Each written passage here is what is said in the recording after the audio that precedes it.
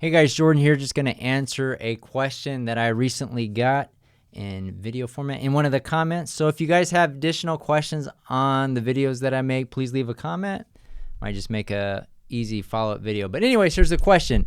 Interesting that you shoot in RAW. Most photographers, not just real estate, I have talked to, shoot in JPEG because it is faster. I think the best way, or the best thing about it, is that photographers shoot for the JPEG and rely on RAW when they need to, especially in this housing market when turnaround time is everything. JPEG is better in my opinion. All right, so this is one where I would have to disagree that JPEG is better than RAW. Yes, JPEG is a much smaller file size. When you're talking about Sony's, you know, it might be 10 megabits versus like 50 or 80 depending on your RAW settings, but there is a tool out there that is completely free that is called Adobe DNG Converter. Now you can run your raw images through this program, or right after you shoot before you start editing. You could shrink the pixel size. You can make them more towards what you're going to be delivering to your customers, because if you're shooting real estate, your camera might be shooting 20 megapixels, but you're definitely not going to be delivering, or I mean you could, but we don't recommend it, delivering 20 megapixel images to your customers, because they're going to get these large files and then they're going to be having to spend a lot of time trying to upload. The file sizes are bigger and it's just not practical. Now our final delivery size to our customers currently is 3 megapixels, which is a good size for most MLS and Zillow applications or online distribution. So the one reason why now I've shot with all the settings, JPEG, RAW, and what JPEG lacks, and the reason why the files are so much smaller, is because it lacks a lot of detail, and especially details that are important for real estate photography, which is highlights and shadows. A lot of times you're bringing up shadows to make those dark things look dark, maybe furniture look a little better, and you're also bringing down the highlights to be able to see outside the window. So with the JPEG image, you're going to be significantly lacking in some critical areas in order to create great real estate photography. Now, I think now you're talking about all kinds of photography. Now, depending on the type of photography that you shoot, it might be totally fine shooting JPEG as long as you know that your white balance is set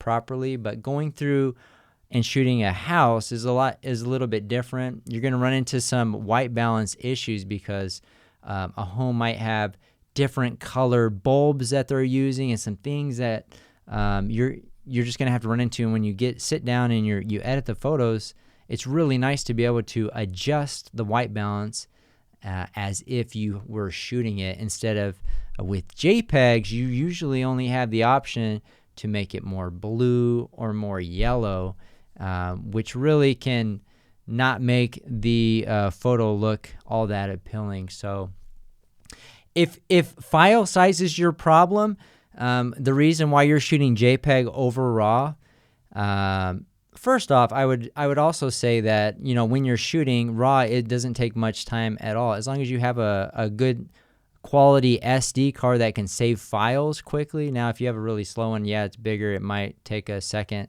extra to do it. But if you're using high quality SD cards that have a quick write speed, you shouldn't have any issues. And also, I would also focus on the read speed as well, because you don't want to put an SD card in your computer and it takes 30 minutes to transfer onto your computer. So usually we'll put them on the computer, we'll run them through Adobe DNG Converter, we will compress them, and then we edit the DNG files, which retains all the raw attributes where I can adjust white balance. It has great details in the shadows and highlights. So I think that's something that a lot of real estate photographers aren't taking advantage, or they don't understand how using Adobe DNG Converter just opens up a whole new world, right? You might have to have your photographers, if you have a team like I do, go to your office because their home internet can't upload these massive raw files. Well, with the Adobe DNG converter, it does eliminate a lot. And I think I've already talked about Adobe DNG converter enough in other videos, especially in the course. It really has been a game changer for us over the last few years in order to outsource our editing.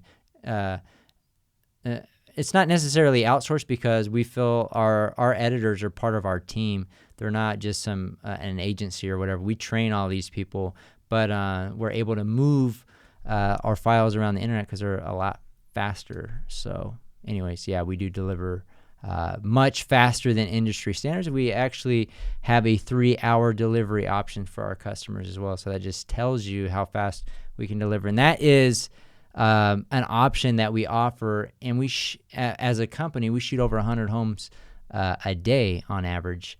So we can shoot and upload right after we shoot, and we're on top of it right away. So yeah, you can deliver fast by shooting raw, just leveraging some additional tools. Anyways, I hope that answered your question and was helpful. If you have any additional follow-up questions, let me know. We'll see you on the next one.